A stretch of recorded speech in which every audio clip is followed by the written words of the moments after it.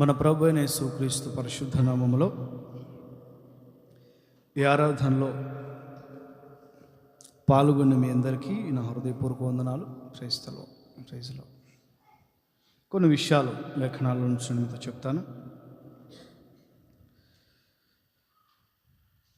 కీర్తనల గ్రంథం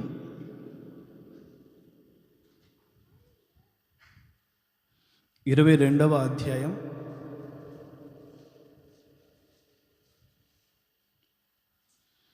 22వ వాక్యం నేను చదువుతున్నాను, మీరు చూడండి.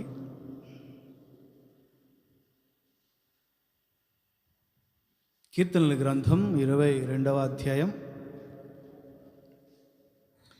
22వ వాక్యం నేను చదువుతున్నాను, మీరు చూడండి. నీ నామమును నా సహోదరులకు ప్రచురపరచెదను,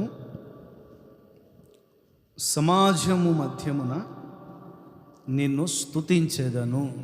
అమ్మని చెప్పండి. హల్లెలూయా. కొన్ని విషయాలు చెప్తాను. ఈరోజు వర్తమానం మన సహోదరులందరికంటే దేవుడు మనల్ని ఒక ఉన్నత స్థాయిలో ఉంచబోతున్నారు. ఉంచి ఉంటే దేవునికి స్తోత్రం. చెప్పండి గట్టిగా హల్లెలూయా. చూడండి, ఒకే తల్లి గర్భములో పుట్టిన ఒక్కొక్కరు ఒక్కొక్క రకంగా ఆలోచిస్తూ ఉంటారు. ప్రతి ఒక్కరూ కూడా ఈ పోటీ ప్రపంచంలో పోటీ పడాలి.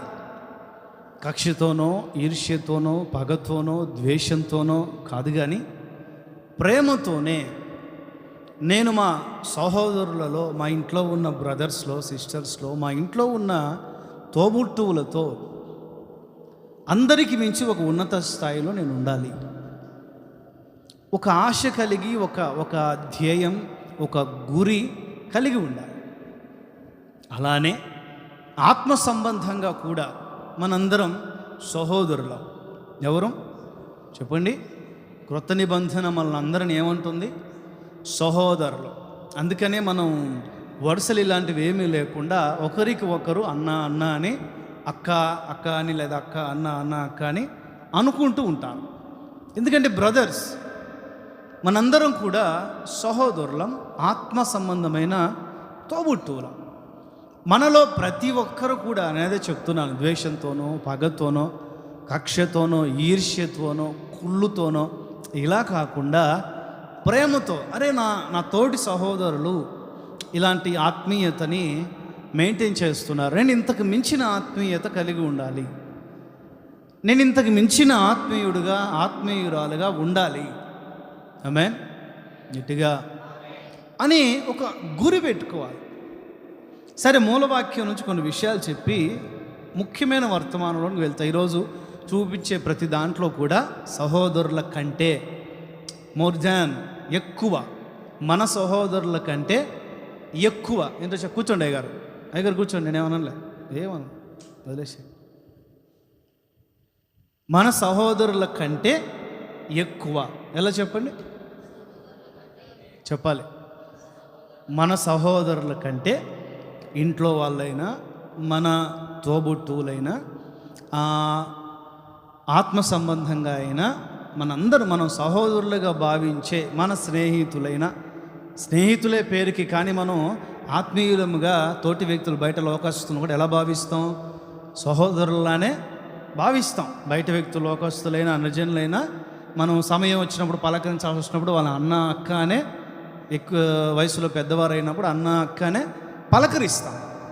లేదా తమ్ముడు చెల్లి అని పలకరించినా, మొత్తానికి తోబుట్టువుల కంటే ఆయన నిన్ను ఎక్కువగా ఆశీర్వాదకర మార్గములో నడుపునుగాక. గట్టిగా ఈ కీర్తనకారుడైన దావీదు రాస్తున్నారు. మనకు తెలుసు, మొదటి వాక్యంలోనే ఉంటుంది, మొదటి ముఖపరిచయంలోనే ఉంటుంది. అక్కడ కీర్తనకారుడైన దావీదు రాస్తున్న మాట ఇది. యేసయ్యా, నీ నామమును లేదా నీ నామము అని చెప్పబడే నీవు నా జీవితంలో చేసిన మేళ్లను నా సహోదరులకు నేను ప్రకటిస్తాను, ప్రచురిస్తాను, వివరిస్తాను. నా జీవితంలో నీవు నా పిన్న వయస్సు నుంచి నేటి వరకు ఎలాంటి గొప్ప గొప్ప కార్యాలు చేశావో నా బ్రదర్స్కి నేను వివరిస్తాను. మా అక్కకి సెరూయాకి నేను వివరిస్తాను. మా అన్నలు 7 మంది ఉన్నారు కదా, వారికి నేను వివరిస్తాను. నా జీవితంలో నీవు చేసిన ఎన్నో అద్భుత కార్యాలు ఉన్నాయి, వాటన్నిటినీ నా సహోదరులకు నేను వివరిస్తాను. ఎందుకంటే నేను అనుభవించినంత దీవెన నా సహోదరులు అనుభవించలేదు. నేను సాధించినంత ఆ చరిత్ర నా సహోదరులు సాధించలేకపోయారు. ఒకవేళ నేను వారికి చెప్పిన సాక్ష్యాన్ని బట్టి వారి జీవితాన్ని మార్చుకుంటారేమో, వారి ఆలోచన విధానాన్ని మార్చుకుంటారేమో. అరే, ఇతను ఇలాంటి ఆత్మీయతను మెయింటైన్ చేస్తున్నాడు, అందుకని ఇలా మనందరికంటే ఎక్కువగా ఉన్నాడు, మనం ఇతని కంటే ఎక్కువగా ఉండాలి అంటే ఇంకొంచెం ఆత్మీయతని ఇంకొంచెం మనం కూడా ఆత్మీయతను పెంపొందించుకోవాలి కదా. ఇప్పుడు శాస్త్రులు, పరిసయ్యులు అని చెప్పబడే ఒక భక్తులు ఉన్నారు, ఒక భక్త సమూహం ఉంది. ఇప్పుడు ఈ భక్త సమూహం భక్తి చేస్తుంది. ఏం చేస్తున్నారు? వాళ్ళు చేస్తున్నారు, భక్తి చేస్తున్నారు. వాళ్ళు భక్తులే, ప్రార్థనలు చేస్తున్నారు, ఉపవాసాలు ఉంటున్నారు, ధర్మశాస్త్రాన్ని బోధిస్తూ ఉన్నారు. ఏమంటే చాలా నిష్ఠా నిగ్రహములతో వారు తమ భక్తిని చేస్తూ ఉన్నారు. వారిని చూసి దేవుణ్ణి వెంబడిస్తున్న, యేసయ్యని వెంబడిస్తున్న శిష్యుల్ని లేదా సామాన్య జనులని యేసయ్య చూసి అంటారు, ఇదిగో వాళ్ళు నీతి కలిగిన వాళ్ళు ఒక స్టాండర్డ్గా, ఒక పరిమితి కలిగిన నీతిని వెంబడిస్తున్నారు. వారి నీతి కంటే నీ నీతి ఎక్కువ అవ్వాలి. ఏమవ్వాలి? ఎందుకంటే వారి ప్రార్థనలు భూ సంబంధమైన వరకే పరిమితం అవుతాయి. మీ ప్రార్థనలు పరలోకానికి వెళ్ళగలిగిన ప్రార్థన. ఆమేన్. మిమ్మల్ని పరలోకమునకు చేర్చగలిగిన ప్రార్థన. ఆమేన్. గట్టిగా. వారి భక్తి లోక సంబంధమైన ఆచారాలకు సంబంధించింది, కానీ మీ భక్తి పరలోకానికి మిమ్మల్ని తీసుకుని వెళ్ళే భక్తి అయి ఉండాలి. అందుకని వారి కంటే మీరు ఎక్కువగా ఉండాలి. బైబిల్లో ఇదే దావీదు గురించి మనకు తెలుసు. 7 మంది అన్నలు, ఒకతే అక్క, మొత్తం 8 మంది. ఇతను 9వ వాడు. 9 మందిలో ప్రారంభ దశ చాలా వెనకబడిన దశ. కడసారి వాడు గనక కడపటే ఉంచారు. కడసారి వాడు గనక ఎక్కడ ఉంచారు? కడపటే, వెనకనే ఉంచారు. అన్ని విషయంలో ఇంట్లో శుభకార్యాలు జరిగినా, సేవకులు వచ్చి ప్రార్థన చేస్తున్నా, సేవకుడు వచ్చి పిలిపించమంటే తప్ప అతన్ని పిలిపించలేని స్థితిలో దావీదు ఉన్నాడు. ఒక పాస్టర్ గారు మళ్ళీ వస్తాడో లేదో తెలీదు. ఒక పాస్టరు, ఒక ప్రవక్త, ఆ రోజుల్లో ఆయన తప్ప వేరే వ్యక్తి లేరు. అసలు వెతుక్కుంటూ ఇంటికి వచ్చి ప్రార్థన చేస్తున్నాడంటే ఇక ఘనం వీర స్టారు తిరిగిందని అనుకోవాలి. రాజుగా ఎన్నుకోవటం సంగతి తర్వాత, రాజుగా ఎన్నుకునే సంగతి తర్వాత, సేవకుడు ఇంట్లో అడుగుపెట్టి మనం పెట్టిన ఒక ముద్ద అన్నం తిని ఇంట్లో ప్రార్థన చేస్తున్నాడు, ఇక మళ్ళీ వస్తాడా రాడంటే ఇక ఘనం అది. అలాంటప్పుడు కుటుంబ సభ్యులు అందరూ ఉండాలి కదా. అంటే అంత ప్రాముఖ్యమైన సమయంలో కూడా దావీదును పిలవలేని కడసారి స్థితికి వెళ్ళిపోయి ఉన్నాడు. గమనిస్తానే ఉన్నాడు ఈ పరిస్థితుల చిన్నతనం నుంచి ఎలా తన కుటుంబంలో వెనకబడుతూ యుద్ధంలో నేనేమి యుద్ధం చేస్తా, యుద్ధ భూమికి వెళ్ళి అనట్లా. 17వ అధ్యాయం మొదటి పుస్తకంలో సమూయేలు అనట్లా. ఆయనేమి యుద్ధానికి వెళ్ళి యుద్ధం చేస్తా అనట్లా. జస్ట్ ఏంటి, ఆయన ఏదో సవాల్ విసురుతా ఉన్నాడు. అతను లేపేస్తే బహుమానాలు ఏమైనా ఉన్నాయా, అతను లేపేస్తే ఏమైనా గిఫ్ట్లు ఇస్తాడా రాజుగారు అని అంటున్నారు అంతే. జస్ట్ అట్లా అడుగుతున్నాడు. వెంటనే అన్నలు వచ్చి 16వ అధ్యాయం 10 అంతకు ముందట అధ్యాయాల్లో ప్రవక్త సమూయేలు వచ్చి అభిషేకించాడు కదా. ఆ అభిషేకం అతని మీద నిలబడింది కదా. పొరపాటున యుద్ధ భూమిలోనికి నిజంగానే వెళ్ళి అతను చంపేసి క్రెడిట్ అంతా ఇతను తీసుకుంటాడేమో అని చెప్పి వీళ్ళ అన్నల భయం చూసారా. ఎదగనివ్వరు, యుద్ధం చేయనివ్వరు. ఎంతో వెనక వేయబడుతూ ఉన్న స్థితిలో దావీదు తన జీవితాన్ని ప్రారంభించాడు. కాలక్రమంలో దేవుడు తన కృపతో జ్ఞాపకం చేసుకొని తన 30 ఏళ్ళ వయసులో దేవుడు ఆయన హెచ్చించాలని ఉద్దేశం కలిగిన వాడై, నిర్ణయం కలిగిన వాడై అతన్ని ఒక్కసారిగా హెచ్చించి రాజు స్థానంలో నిలబెట్టాడు. స్తోత్రం చెప్పండి. ఇప్పుడు వాళ్ళ అన్నల్లో అందరికంటే శ్రేష్టమైన స్థానంలో దావీదు ఉన్నాడు. భూ సంబంధంగా, ఆత్మ సంబంధంగా కూడా. చెప్పండి, ఆత్మ సంబంధంగా కూడా వాళ్ళ అన్నలందరికంటే ఉన్నతమైన స్థానంలో అతను ఉన్నాడు. చాలా అతని గురించి భక్తి విషయాలు. ఇప్పుడు ఈ 22వ కీర్తనకు సంబంధించి ఈ 22వ కీర్తన యేసయ్య జీవితంలో ఉపయోగించబడిన ఎన్నో పరిస్థితులకి అద్దం పట్టినట్లుగా క్రొత్త నిబంధనలో రాశారు.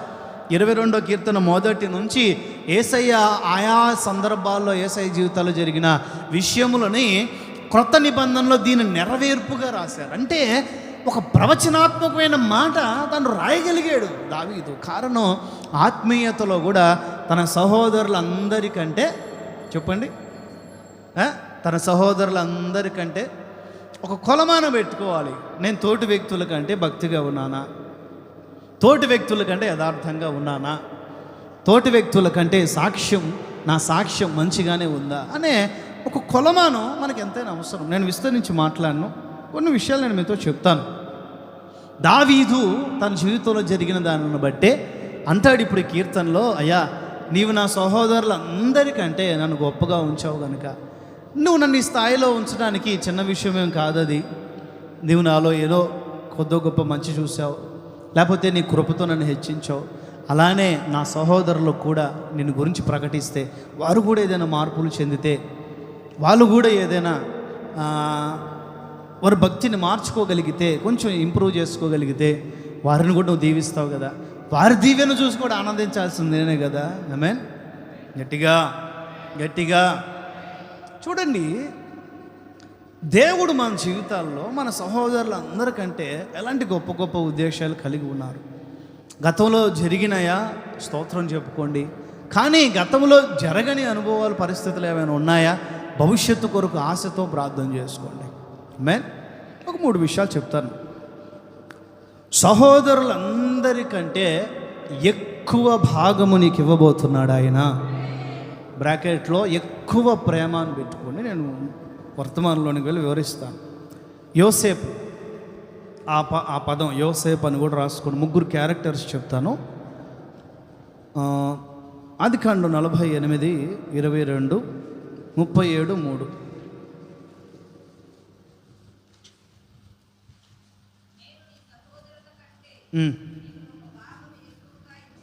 ముప్పై 37, 3.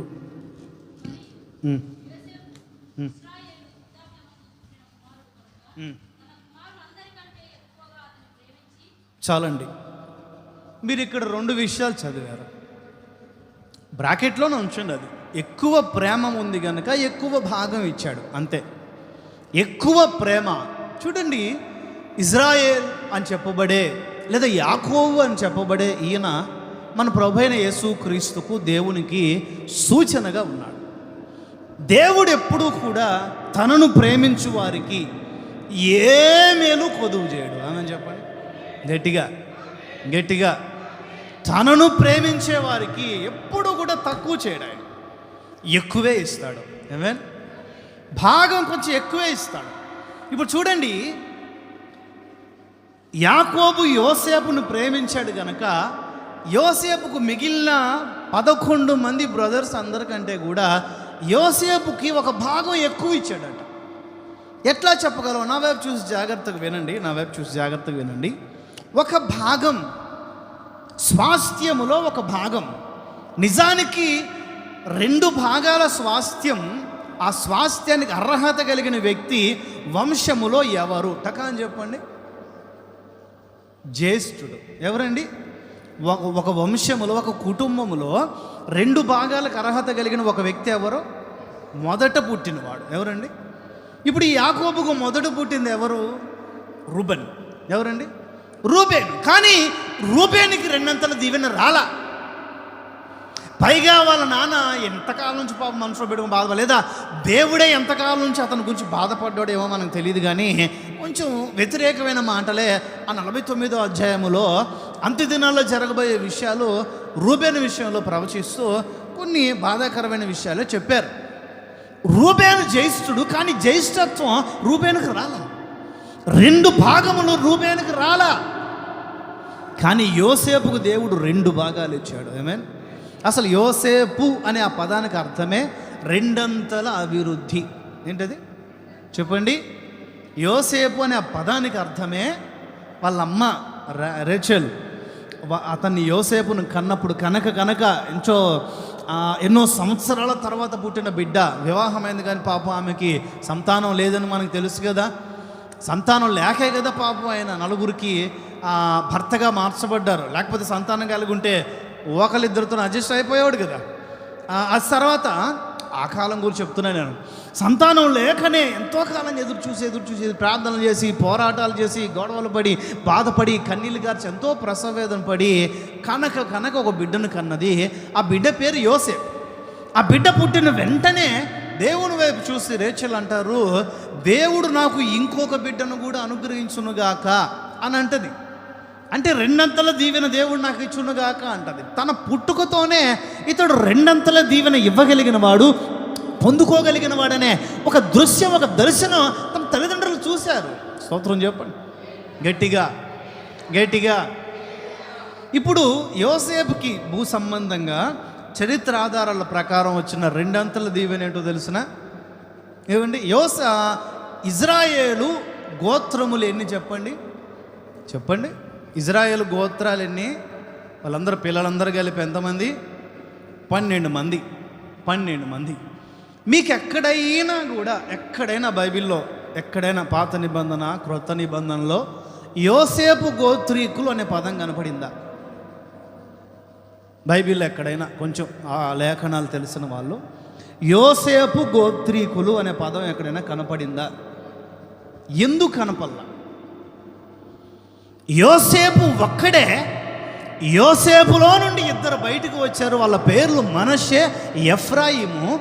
యోసేపు ఒక్కడే, ఒక గోత్రమే. కానీ చరిత్ర అతని జీవితంలో నుండి, అతని కుటుంబంలోంచి 2 గోత్రములు బయటికి తీసింది. స్తోత్రం చెప్పండి. 2 భాగములకు స్వాస్థ్యకర్తలు తన గోత్రంలో వచ్చారు. స్తోత్రం చెప్పండి గట్టిగా. యోసేపు మరుగయ్యాడు. యోసేపు గోత్రంలోంచి 2 భాగాలు బయటకు వచ్చాయి. అందుకే దినవృత్తాంతాల పుస్తకంలో మొదటి పుస్తకంలో అట్లా మొదటి 10, మొదటి 7, 3, 4 అధ్యాయాలు అట్లా చదువుకుంటూ వస్తే జ్యేష్ఠత్వము యోసేపు దాయను అనే పదం ఉంటుంది. ఎవరిది జ్యేష్ఠత్వం? రూబేను మొదట పుట్టిన జ్యేష్ఠత్వము యోసేపు దాయను. అందుకే 2 స్వాస్థ్యకర్తలను దేవుడు పుట్టించాడు అతని గర్భంలో నుంచి. ఇప్పుడు 13 గోత్రాలు అవుతాయి కదా. అవుతాయండి? యోసేపుతో కలిపి 12. మరి యోసేపు లేడు, వాళ్ళు యోసేపు 2 అయ్యారు, 13 అవుతాయి కదా. మరి 12 అని మనం ఎలా చెప్పుకోగలుగుతాము అని అంటే 13. ఆ 13లో నుంచి ఒక గోత్రమును, ఒక స్వాస్థ్యమును, వీరు నాకు స్వాస్థ్యము అని చెప్పి దేవుడు తీసుకున్నాడు. ఎవరిని? లేవీయులని. ఎవరిని చెప్పండి? చెప్పాలి గట్టిగా. లేవీయులని దేవుడు తీసుకున్నాడు. ఇప్పుడు 12 క్లియర్ అయిపోయింది. యోసేపులో నుంచి 2 భాగాలు బయటకు వచ్చాయి. చూడండి, మీ జీవితాల్లో 2 దీవెన ఎంతమంది కోరుకుంటారు? ఎవరు వద్దంటారండి?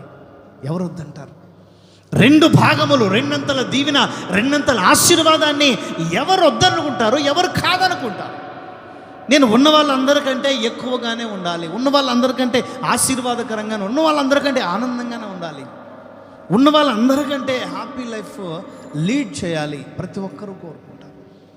నా దేవుని ప్రియులారా, సహోదరులందరికంటే ఎక్కువ భాగం నా ప్రభు మీకు ఇచ్చుదురుగాక, ఎక్కువ దీవెన నా ప్రభు మీకు ఇచ్చుదురుగాక. ఎందుకంటే ఆయన నిన్ను ఎక్కువగా ప్రేమించు దేవుడై ఉన్నాడు. కొట్టుగట్టిగా ప్రభు చప్పట్లు. ఎక్కువ ప్రేమ నీ మీద చూపు దేవుడై ఉన్నాడు. స్తోత్రం కలుగునగాక. ఇది వాగ్దాన సందేశం కాదు కదా, చిన్న కండిషన్స్ ఉంటాయి కదా. మరి ఈ యోసేపులో దేవుడు చూసిన మంచి లక్షణాలు ఏంటి? 49:22. 2 భాగం, 2 ప్రేమ, సహోదరులందరికంటే ఎక్కువ ప్రేమ తండ్రి తన మీద చూపడానికి గల కారణం ఏంటి?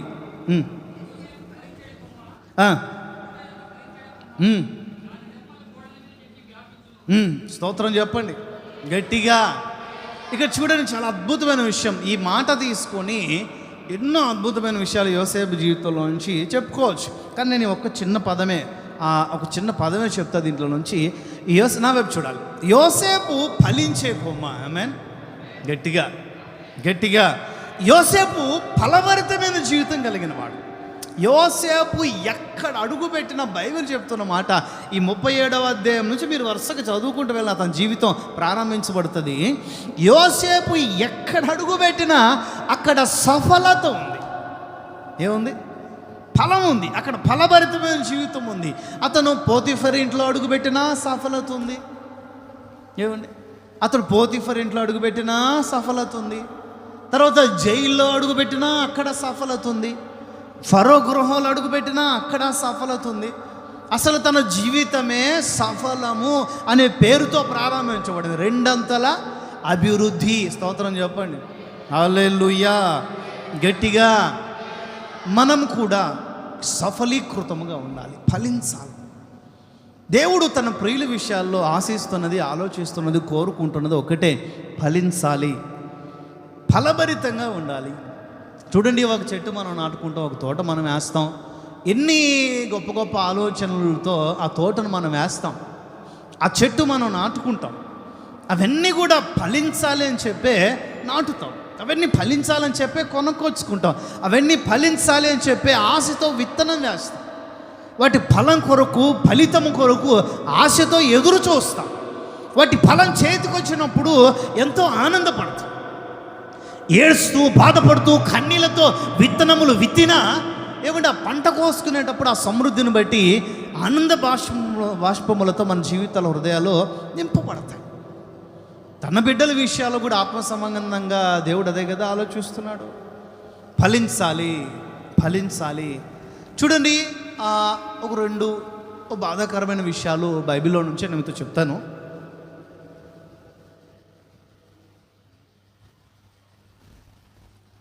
మీరు తర్వాత ఇంటికెళ్ళి నా వైపు చూడండి, ఇంటికెళ్ళి బైబిల్ చూసుకోండి. యెషయా గ్రంథం 5వ అధ్యాయంలో ఒక కీర్తన. యెషయా గ్రంథకర్త ఈ కీర్తన రాస్తున్నారు. ఇదిగో నా ప్రియుడు అని చెప్పబడే దేవుని గురించి నేను ఒక పాట పాడతాను వినండి. నేను ఒక కీర్తన పాడతాను వినండి. నేను ఒక మాట చెప్తాను వినండి. నేను ఒక సందేశం మీకు అందిస్తున్నాను వినండి. Listen to me. నేను ఒక మాట చెప్తున్నా, నేను ఒక పాట పాడుతూ పాట రూపంలో దేవుని సందేశం మీకు ఇస్తున్నాను వినండి. ఐగుప్తులో, లోకములో, పాపములో, శాపములో అవండి ఆ లోకపు సాతాను ఉరిలో చిక్కుకొని ఉన్న, పట్టుబడి ఉన్న, నాశనానికి వెళుతూ ఉన్న ఒక జాతిని, ఒక తెగను ద్రాక్షావల్లికి పోల్చి, ద్రాక్ష తోటకు పోల్చి, దేవుని వ్యవసాయకునిగా పోల్చి రాశారు కదా కీర్తనకారుడు. ఎవరు రాశారు? నా పరలోకపు తండ్రి వ్యవసాయకుడా, నీ తోటలోని ద్రాక్షవల్లితో నన్ను అంటు కట్టి స్థిరపరచావా. ఒక ద్రాక్షవల్లి వలె, ఒక ద్రాక్షల తోట వలె సంఘాన్ని, తన ప్రజల్ని ఆయన చూస్తున్నాడు. ఏమండి, ఎక్కడో మూలనబడిపోయిన, తిరస్కరించబడి ఉన్న, వెలివేయబడి ఉన్న, త్రోసివేయబడి ఉన్న, దుఃఖంలో ఉన్న, బాధలో ఉన్న, నిందల్లో, అవమానాల్లో, బానిసత్వంలో ఉన్న ఆ ద్రాక్షావళిని తీసుకొని వచ్చి భూమి మీద ఉంటే నక్కలు ఏమన్నా పాడు చేస్తాయేమో, భూమి మీద ఉంటే జంతువులు, మృగములు, పందికోకులు ఏమన్నా పాడు చేస్తాయేమో, భూమి మీద సాధారణమైన నేల మీద ఉంటే ఏవైనా పశువులు వచ్చి పాడు చేస్తాయేమో అని చెప్పి ప్రేమతో, ఎట్లా చెప్పండి, చెప్పాలి దేవుడు తనంతట తానే. అయ్యా దేవదూతలు అంటారు, మేము ఉన్నాం కదా సార్, నేనే అయ్యా మేము ఉన్నాం కదా పని చేయడానికి, మీరు కూర్చోండి. నేను ఎప్పుడైనా ఏదైనా వస్తువు పట్టుకున్నా కూడా మీరు అంటుంటారు కదా, అన్న నేను చూసుకుంటాంలేనా అని. అట్లా కోట్ల కొలది దేవదూతలు ఉన్నారు. అయ్యా మేము ఉన్నాం కదా, అయ్యా లేదు మీరు నేను ప్రేమించిన స్వాస్థ్యం, నేనే వీళ్ళని ప్లాంట్ చేయాలి, నేనే వీళ్ళని నాటాలి, నేనే వీళ్ళని తీసుకొని రావాలి, నేనే వీళ్ళ కొరకు ప్రాణత్యాగం చేయాలి.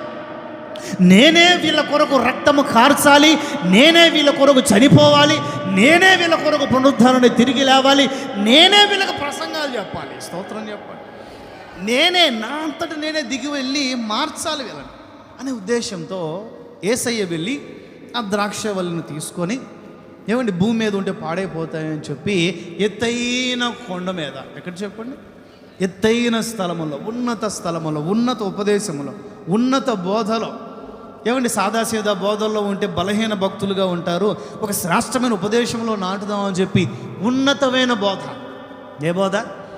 అపోస్తలుల బోధ, ఉన్నతమైన బోధ, ఉన్నత స్థలంలో, ఉన్నతమైన పర్వతం మీద, కొండ మీద, ఏమండి ఆ ద్రాక్షవల్లిని ఒక చిన్న ప్రాంతంలో ఒక సేఫ్టీ ఒక మూల పెట్టేసి, ఇక అది నాటాలి అని అనుకున్న ప్రతి చోట కూడా శుభ్రం చేసి ఊడ్చి కొంచెం తవ్వి, అక్కడ ఏదైనా రాళ్ళు ఉంటే ఆ రాళ్ళన్నీ ఎత్తి పడేసి మంచి ఎర్రమట్టి తీసుకొచ్చి అక్కడ వేసేసి, ఏమని దాన్ని దుక్కి ఆ ద్రాక్షవల్లిని, ఆ ద్రాక్ష తోటని నాటాడు. ఆ ద్రాక్షవల్లిని శ్రేష్టమైనదిగా నాటాడు ఆయన. ఎలా నాటాడు చెప్పండి? ద్రాక్షవల్లి శ్రేష్టమైనది కాదు, కానీ ఆయన పట్టుకోవటంతో, ఆయన రక్తంతో కడగటంతో, ఆయన పిలవటంతో, ఆయన దర్శించడంతో, ఆయన బ్రతుకులు మార్చడంతో ఆ ద్రాక్షవల్లి శ్రేష్టమైనదిగా మారింది. లేకపోతే గతంలో శ్రేష్టమైనది కాదు, ఆయన మొత్తం దాని రూపురేఖలు మార్చేశాడు. శ్రేష్టమైన ద్రాక్షవల్లి వలె నాటాడు. ఇప్పుడు ఆ ద్రాక్షవల్లి వైపు చూసి ఆశతో ఆలోచిస్తున్నాడు, ఇదిగో నేను దీన్ని శ్రేష్టమైన ద్రాక్షవల్లి వలె నాటాను కదా, ఇది నా కోసం మధురమైన ఫలములు ఫలిస్తుంది. ఏ ఫలాలు చెప్పాలి. ఇంకా రెండో విషయంలో కూడా ఉంటుంది, ఇది నా కొరకు స్వీట్, తీయటి మధురమైన ఫలములు ఫలిస్తుంది, ఇది నా కొరకు ఫలభరితమైన జీవితం చేస్తుంది, ఇది నా కొరకు ఎంతో ఫలాన్ని చేకూరుస్తుంది, ప్రతిఫలముగా నాకు ద్రాక్షల ఆ రసమును లేదా ద్రాక్షలను నా చేతికి అందిస్తుంది, ప్రతిఫలమును నాకు అందిస్తుంది అని ఆశించాడు. నీరు పోసాడు, ఎరువు వేసాడు. ఏమండి ద్రాక్ష తోటకు చాలా బాధాకరంగా ఉంటుంది. ఆ మొదటి నుంచి అట్లా చదువుకుంటూ వెళ్తే 3, 4, 5 ఇట్లా వచనాలు చదువుకుంటూ వెళ్తే, నేను నా ద్రాక్ష తోటకు చేయవలసినంత చేశాను. ఏం చేశాడంట చెప్పండి? ద్రాక్ష తోటకి ఒక వ్యవసాయకుడు ఏమి చేయాలో అవన్నీ చేశాడు, అన్ని కార్యక్రమాలు చేశాడు. ఇప్పుడు ద్రాక్షలు పండినాయి, మంచిగా అంతా చూడటానికి పచ్చగా కనపడుతున్నాయి. వెళ్ళి ఒక ద్రాక్షకాయను తుంచుకొని నోట్లో పెట్టుకున్నాడు, అంతేనండి. ఒక ద్రాక్షకాయను తుంచుకొని నోట్లో పెట్టుకున్నాడు, అంతే. నోరంతా చేదు, నోరంతా విషం. ఆ తోట కారు ద్రాక్షకాయలు ఇచ్చిందంట ప్రతిఫలంగా. ఆయనకి ఏమిచ్చిందంట? కారు ద్రాక్షకాయల్ని ప్రతిఫలంగా ఇచ్చిందంట. ఆయన అంటాడు, ఇప్పుడు నా ద్రాక్ష తోట విషయమై నేనేం చేయాలో మీరు చెప్పండి అని మనల్ని అడుగుతున్నాడు. రక్షించాను కదా, రక్తం కార్చాను కదా, రక్తంతో కడిగాను కదా, మన క్రైధనము కొరకు ఆయన రక్తం చిందించి ఫలవంతమైన తోటగా చూడటానికి ఇష్టపడ్డాడు కదా, మరి ఎందుకని ఫలము కారు ద్రాక్షగా ఆ దేవుని దగ్గరికి వెళుతుంది? ఎందుకని చేదు ఫలాలను దేవుడికి అందిస్తుంది? ఆత్మఫలం ఏమనగా అని ఉంది. ఏంటి ఆత్మఫలం? ఏమండి? ప్రేమ, సంతోషం, సమాధానం, సాత్వికం, విశ్వాసం, దీర్ఘశాంతం, దయాళుత్వం, మంచితనం, 9 ఉన్నాయి. ఆత్మఫలాలన్నీ ఎన్నో ఆత్మీయ గుణాలు ఉన్నాయి. మరి ఇవన్నీ అందించకుండా శరీర ఫలాలు, శరీర కార్యములని కూడా అదే పత్రికలో ఉంటుంది. అదే పత్రికలో శరీర కార్యములు ఏమనగా, శరీర ఫలములు ఏమనగా అన్నట్లుగా శరీర కార్యాల గురించి ఉంటుంది. ఆత్మ సంబంధమైన కార్యాలు సంఘం నుంచి ఆయన ఆశిస్తూ ఉంటే, శరీర సంబంధమైన ఫలములు ఆయనకు అందిస్తే ఇప్పుడు ఆయన ఏం చేయగలుగుతాడు? ఎంతవరకు ఓర్చుకోగలుగుతాడు? మీకు ఇంకొకటి చెప్తాను, మీరే అర్థం చేసుకోండి. ఒకవేళ ఏదన్నా పొరపాట్లు ఉన్నాయని ఎత్తి చూపడానికి మనకేం తెలుసు? సమస్తం దేవుడే ఎరిగి ఉన్నాడు. అందుకని కొన్ని విషయాలు చెప్తాను. లూకాసు వార్తలోనే 13వ అధ్యాయంలో ఇంటికి వెళ్ళి చూసుకోండి. అక్కడ ఏముంటుందంటే 6 నుంచి 9 వరకు ఏముంటుందంటే ఒక ఉపమానం చెప్తాడు యేసయ్య. ఒక ఉపమానం. యేసయ్య అని చెప్పబడే యజమానికి ఒక ద్రాక్ష తోట ఉంది. ఏముంది చెప్పండి? చెప్పాలి. ద్రాక్ష తోట ఉంది. ఆ ద్రాక్ష తోటలో, ఆ ద్రాక్ష తోట మధ్యలో ఒక అంజూరపు చెట్టు నాటాడు. ఒక అంజూరపు చెట్టు తీసుకొచ్చి నాటాడు. ఇది ద్రాక్ష కాదు కదా, ఇది ఈ వ్యవస్థ కాదు, ఇది క్రిస్టియన్ కాదు కదా, ఇది మతం కాదు కదా, ఇది కులం కాదు కదా అని చెప్పి ఏమండి కుల మత వ్యవస్థలు ఆలోచించేవాడు కాదు ఆయన. ఏమండి అన్ని జాతులు వారిని ఏకము చేయగలిగిన 2 విషయాలు ఉన్నాయి భూమి మీద. ఒకటి పాపం, ఏ జాతి భేదం లేకుండా అందరికీ అంటుతుంది పాపం. 2 దేవుని భక్తి లేదా క్రైస్తవ్యం దేవుని నీడ, ఏ భేదం లేదు, ఏ భేదం చూడదు. ఇప్పుడు మనలో ఎన్నో కులాలు ఎన్నో మతాలకు సంబంధించి ఉండి ఆయన సన్నిధిలో కూర్చున్నాం. కుల మతాలు చూడను వాడు ఆయన. ఇప్పుడు కులము మతము వ్యవస్థ రంగు భాష ఈ భేదాలు ఏమీ లేకుండా ద్రాక్ష తోట అని చెప్పబడే సంఘములో ఈ అంజూరపు చెట్టును నాటాడు. దేనికి నాటాడు? ఏమండి అది ఫలాలు ఇచ్చే చెట్టు కదా, ఫలిస్తుంది కదా అని నాటాడు. ఫలిస్తుంది కదా అని తీసుకొచ్చి సన్నిధిలో పెట్టాడు. ఫలిస్తుంది కదా అని తీసుకొచ్చి మందిరంలో ఉపదేశంలో ద్రాక్షల తోటలో పెట్టాడు. స్తోత్రం చెప్పండి గట్టిగా తీసుకొచ్చి దేవుడు ద్రాక్షల తోటలో పెట్టాడు, నాటాడు. 3 సంవత్సరాలు చూశాడు. ఎన్ని సంవత్సరాలు? పనులకు అప్పగించాడు. అంటే పనివాళ్ళు అంటే సేవకులు. ఎవరండి పనివాళ్ళు? సేవకులు, దేవుని పనివాళ్ళు. దేవుని సేవకులకి అప్పగించాడు సంఘాన్ని. మిమ్మల్ని తీసుకొచ్చి ద్రాక్షల తోటలో ఒక అంజూరపు చెట్టు వల్ల మిమ్మల్ని తీసుకొచ్చి అప్పగించాడు. 3 సంవత్సరాలు చూశాడు. ఎన్ని సంవత్సరాలు? 3 సంవత్సరాలుగా ప్రతిరోజు సేవకుని అడుగుతానే ఉన్నాడు. ఈ వారం ఏం చెప్పావు? ఈ వారం ఎలా ప్రకటించావు? ఈ వారం ఎలా బోధించావు? ఈ వారం ఏ మాటలు చెప్పావు? ఈ వారం ఏం హెచ్చరికలు చేసావు? ఈ వారం ఏ వాగ్దానం చెప్పావు? ఈ వారం లేకపోతే ఈ వారం ఏం చెప్పాలనుకుంటున్నావు? లేదా నేను చెప్పిన దాన్ని ఎలా చెప్పావు? నేను చెప్పిన దాన్ని ఎలా వాళ్ళ దగ్గరికి చేరేటట్లుగా చేసావు? ఎలా వాళ్ళని ప్రేమించావు? ఎలా వాళ్ళని ఆదరించి, ఎలా వాళ్ళని పరామర్శించావు? విషయం పరిస్థితి ఏంటి? కూటాల పరిస్థితి ఏంటి? సేవను గురించి మన అందరిని గురించి గత ఈ 3 సంవత్సరాలు అడుగుతూనే వచ్చాడు. చూశాడు. కొన్ని అంజూరపు చెట్లు ఫలించకపోవడం గమనిస్తున్నాడు యజమాని. ఏం చెయ్యాలి? ఎందుకయ్యా దాంతో ఊరికే తీసి పైరేయచ్చు కదా అని అంటే, అప్పుడు కాపరి, అప్పుడు పనివాడు, దేవుని తోటలో దేవుడు పెట్టిన పనివాడు దేవునితో అంటాడు, అయ్యా నీ రక్తంతో కడిగిన వాళ్ళు కదా, తీసి పడేస్తే ఎట్లా? నీవు ఎంతో గొప్ప ఆలోచనతో ప్రణాళికతో తీసుకొని సన్నిధిలో పెట్టావు, తీసి పక్కన పెట్టేస్తే ఎట్లా? ఉంటే ఉన్ని పోతే పోని అనుకుంటే ఎట్లా? నీ రక్తంతో కడిగి మందిరంలో పెట్టావు, సరిచేయాలి కదా, సవరించాలి కదా, చేతనైనంత వరకు వారిని చేయాలి కదా. ఎంతకాలం చేస్తావయ్యా? 3 సంవత్సరాలు అవకాశం ఇచ్చావు నాకు. ఇంకొక 6 నెలలు చూద్దాం, ఇంకొక సంవత్సరం చూద్దాం. నీవు నాకు అవకాశం సంస్థను బట్టి ఒక 3 ఏళ్ళో 4 ఏళ్ళో సంస్థను బట్టి అవకాశం ఇస్తున్నారు కదయ్యా, ఇంక ఛాన్స్ ఉంది కదా, నాకు ఛాన్స్ ఉంది కదా ఇక్కడ, ఐ హ్యావ్ ఎ ఛాన్స్, నాకు ఛాన్స్ ఉంది కదా ఇక్కడ. 3 సంవత్సరాలు చూసావు, ఇదిగో ఇంకొంతకాలం ఛాన్స్ ఉంది. ఈ కొంతకాలంలో అయినా నేను ఏదైనా సరిచేసే ప్రయత్నం చేస్తాను. నేను ఏదైనా వారిని ప్రార్థనలో పెడతాను, ప్రత్యేకంగా కొంచెం తవ్వుతాను, కొంచెం బాధ అయినా కూడా ఉపదేశం కొంచెం లోతుగా అందిస్తాను. కొంచెం వాళ్ళకి బాధ కలుగుతూ ఉన్న ఉపదేశం లోతుగా అందించి, లోతుగా తవ్వి వాళ్ళ రేళ్ళు సరిచేసే ప్రయత్నం చేస్తాను. కొంచెం లోతుగా తవ్వి ఏమన్నా రాళ్ళు అడ్డపడ్డాయేమో. రాళ్ళు అంటే ఏంటండి? ఐహిక విచారాలు. ఏంటి చెప్పండి? లోక సంబంధమైన విచారాలు. విత్తనాలు చల్లేటప్పుడు కొన్ని విత్తనాలు రాయి మీద పడ్డాయట. ఎక్కడ పడ్డాయి చెప్పండి?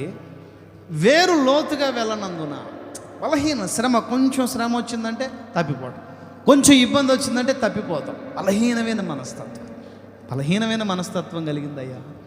3 ఏళ్ళు అయిందయ్యా పంట చూడక, తీసేయచ్చు కదా. ప్రభా నువ్వు ఇస్కరియోతు యోధాన్ని తీసి పడేయచ్చు కదా. నువ్వు చేసింది కూడా 3.5 ఏళ్ళే కదా సేవ. యేసయ్యా మీరు చేసింది కూడా 3.5 సంవత్సరాల సేవే కదా. మరి మీరు ఇస్కరియోతు యోధాన్ని ఎలా భరించారు? మీరు కూడా తీసి పారేయాలనుకుంటే ఇస్కరియోతు యోధాని మీకంటే హృదయంలో పరిశీలించగలిగిన వాళ్ళు మేమైనా గొప్ప? మేము ఉండగలుగుతామా? మేమైనా హృదయాలు పరిశీలిస్తామా? ఏదో ప్రేరణను బట్టి, ఆలోచనను బట్టి, సహవాసాన్ని బట్టి, ఎక్కువ రోజుల సహవాసాన్ని బట్టి వాళ్ళ గురించి ఒక ఆలోచన కలిగి ఉంటాం తప్ప హృదయాలు ఏమైనా చదవగలుగుతామా? కానీ మీరు హృదయాలు పరిశీలించగలిగిన వారు. ఇస్కరియోతు యోధా గురించి మీరు అలా అనుకోగలిగితే అసలు 3.5 ఏళ్ళు ఉండగలిగేవాడు సేవలు ఆయన. మరి ఆయనతో పోల్చుకుంటే మీరు నాకు అప్పగించిన విశ్వాసులు, మీరు నాకు అప్పగించిన మంద, మీరు నాకు అప్పగించిన ఈ అంజూరపు చెట్టు ఏంటో చెప్పండి, చెప్పాలి. ఈ అంజూరపు చెట్టు ఏ పాటిదయ్యా? ఇంకొక 6 నెలలు, ఇంకొక సంవత్సరం నాకు ఛాన్స్, 1 more ఛాన్స్, నాకు ఇంకొక సంవత్సరం ఛాన్స్ ఇవ్వండి. ఒకవేళ ఈ సంవత్సరం లోపు అది ఫలించలేదంటే నేనే మిమ్మల్ని పిలిపిస్తా, తీసేసే ప్రభువా అని. ఏంటని? పెరికేసే ప్రభువా. మీరు ఇంటికి వెళ్ళాక ఇప్పుడు నేను చెప్పినవన్నీ అక్కడ ఉంటాయి. 6 నుంచి 9 వాక్యాల్లో ఇప్పుడు నేను చెప్పినవన్నీ అక్కడ ఉంటాయి. మీరు ఇంటికి వెళ్ళి చదువుకో. తీసేసే ప్రభువా అని నేనే మిమ్మల్ని పిలిపించి ఈ చెట్టుని మీ చేత్తోనే దీపించేస్తా అని అంటాడు పనివాడు. ఎందుకంటే దేవుడు ఆశించేది ఫలభరితంగా ఉండాలి. శ్రమల్లో, కష్టాల్లో, బాధల్లో, నిందల్లో, అవమానాల్లో తప్పిపోతూ ఉంటే, వెనకడుగు వేస్తూ ఉంటే, లేకపోతే భక్తిహీనంగా ఉంటూ ఉంటే, బలహీనంగా ఉంటూ ఉంటే, సాతాను చేతిలో కీలుబొమ్మ వలె ఉంటూ ఉంటే, ఎన్ని సంవత్సరములు గడిచినా ఒక ఎదుగుదల, ఒక ఫలభరితమైన జీవితం లేకపోతే ఏం చేయాల్సి వస్తుంది? తీసి పారవేయాల్సి వస్తుంది. మీకు తెలుసు, బాగా మీకు తెలుసు, యోహాను సువర్తమానం 15వ అధ్యాయం 1 నుంచి మీకు తెలుసు. అక్కడ ఏముంటుంది? నేను ద్రాక్షవల్లి, నా తండ్రి వ్యవసాయకుడు. నేను ద్రాక్షవల్లి, నా తండ్రి వ్యవసాయకుడు. మీరు తీగెలు, మీరందరూ కూడా ద్రాక్షవల్లిలో ఉండే తీగెలు. తీగె ద్రాక్షవల్లిలో ఉంటేనే ఫలభరితంగా ఉంటుంది. తీగె ద్రాక్షవల్లి నుండి వేరైపోవాలి అని అనుకుంటే ఫలించలేదు. ఉపదేశములో, నడిపింపులో, దర్శనములో, పిలుపులో దేవుడు మిమ్మల్ని ఏ స్థితిలో పిలిచాడో ఆ స్థితిలో దేవునికి నమ్మకంగా ఉంటేనే ఫలభరితమైన అనుభవాలు మనం చూస్తాం. ఇప్పుడు మనం ఫలిస్తున్నాం అనుకోండి, మన సహోదరులు అందరికంటే ఎక్కువ భాగమే ఇస్తాడు ఆయన. ఆమేన్. గట్టిగా ఎక్కువ పరిచర్య ఇస్తాడు. ఏమండి, మన సహోదరులు అందరికంటే ఎక్కువ దీవెనే ఇస్తాడు, ఎక్కువ సంతోషం ఇస్తాడు, ఎక్కువ ప్రేమే పంచుతాడు ఆయన. దేవుడు ఎంతమంది ఎంత భక్తి చేసినా నీ దగ్గరకు మాత్రమే దర్శన రూపంలో ఎందుకు వస్తున్నాడు ఆయన? నీ దగ్గరికి మాత్రమే కలల రూపంలో ఎందుకు వస్తున్నాడు ఆయన? నీ దగ్గరికి మాత్రమే వాక్య రూపంలో ఎందుకు వస్తున్నాడు ఆయన? ఆలోచించావా? నీ పిల్లలు మాత్రమే ఎందుకు ఫలభరితంగా ఉన్నారు? నీ కుటుంబం మాత్రమే ఎందుకు ఉన్న దాంట్లో తింటూ హ్యాపీగా, సంతోషంగా, సంతృప్తిగా ఉన్నారు? లక్షలకు పడగ విప్పిన వాళ్ళు కూడా శాంతి సమాధానం లేక, కోట్లకు పడగ విప్పిన వాళ్ళు కూడా శాంతి సమాధానం లేక, నెమ్మది లేక ఉన్నారు కదా చాలామంది. కానీ నీవు ఉన్న దాంట్లో సంతృప్తికరంగా ఎందుకు ఉండగలుగుతున్నావు అంటే బికాస్ హీ లవ్స్. ఆయన నిన్ను ఎక్కువగానే ప్రేమించాడు. ఆమేన్. గట్టిగా గట్టిగా. ఆయన నిన్ను ఎప్పుడూ తక్కువ చేయాలని ఆశించాలి, నిన్ను ఎక్కువగానే ప్రేమించాడు ఆయన. అర్హతలు చూసా, అర్హతలు ఉన్నాయని చూసి కాకపోయినా భవిష్యత్తులో నేర్చుకుంటారేమో, భవిష్యత్తులో నేర్చుకుంటారులే, ఎదుగుతారులే, ఫలిస్తారులే. ఒక ఆశ. ఏంటది చెప్పండి? ఒక ఆశ. ఒక ఆశ దేవునికి అంత చచ్చే వరకు ఉంటుంది ఆ ఆశ. ఆయనకి చచ్చే వరకు ఉంటుంది. ఒక టైం ఉంటుంది కదా, ఫలించే టైం, ఒక టైం ఉంటుంది. ఆ ఫలించే టైం వరకు కూడా ఆ చెట్టు మీద వ్యవసాయకుడు ఖచ్చితంగా ఆశ పెట్టుకుంటాడు. ఆ టైం దాటిపోయింది అనుకోండి, ఆ 6 నెలల తర్వాత, సంవత్సరం తర్వాత ఫలిస్తుంది అని ఇతనికి తెలియదు కదా. అది ఫలిస్తుందో ఫలించదో ఏమండి, ఆ వ్యవసాయానికి ఒక ఐడియా ఉంటుంది.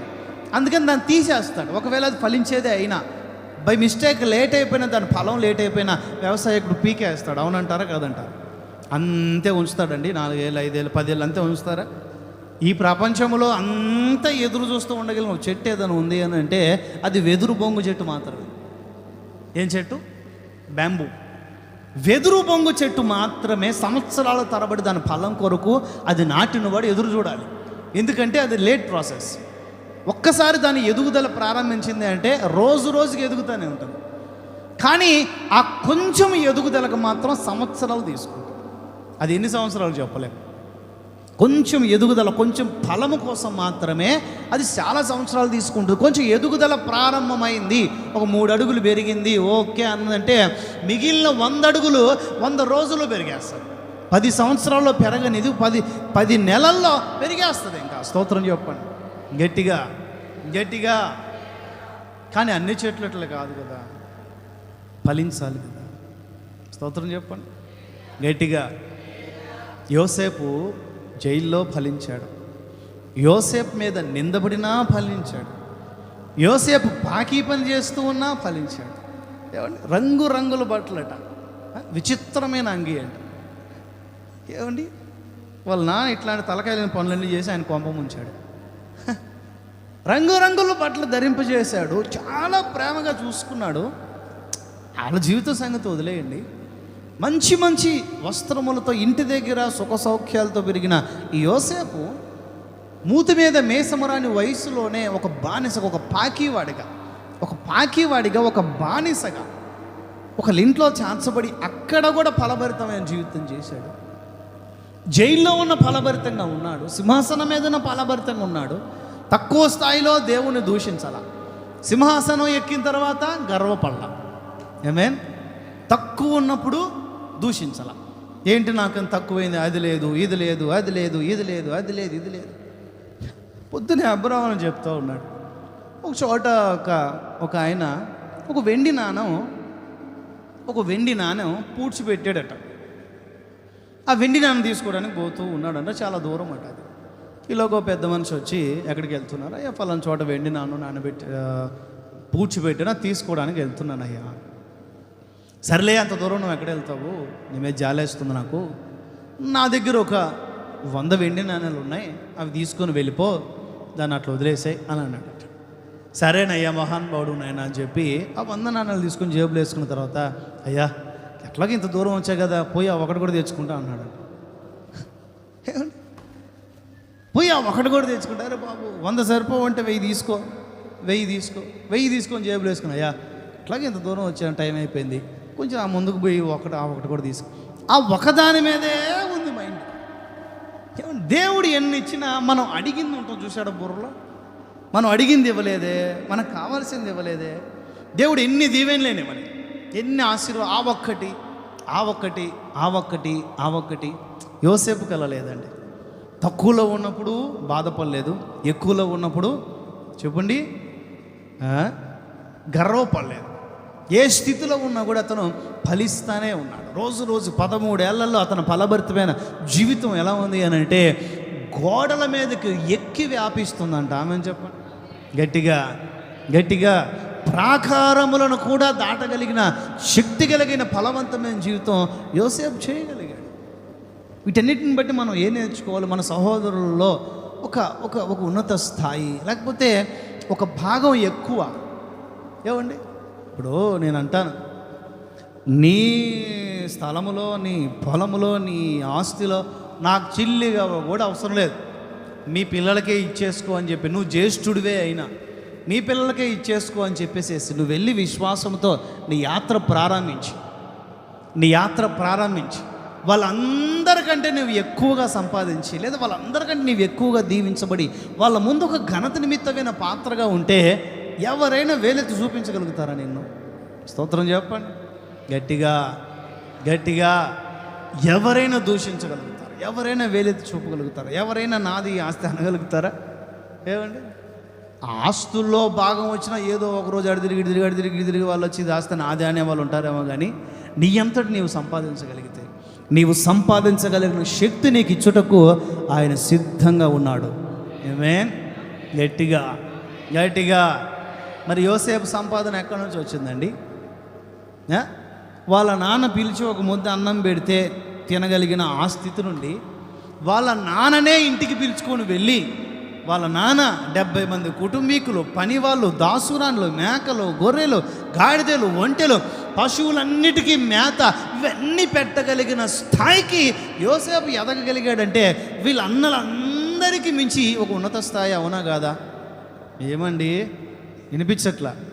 నా ప్రభు ఆ దిశగా మిమ్మల్ని నడుపుదురుగాక. మీ సహోదరులందరికంటే మీకు ఎక్కువ ప్రేమ చూపుదురుగాక, ఎక్కువ భాగమునిచ్చుదురుగాక, ఎక్కువ దీవెననిచ్చుదురుగాక. హల్లెలూయా.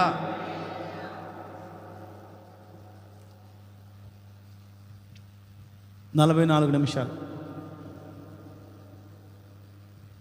2 అయింది టైం. చెప్పమంటారా? సహోదరులందరికంటే ఎక్కువ ఆశీర్వాదం ఏంటి? ద్వితీయోపదేశకాండం 33:24.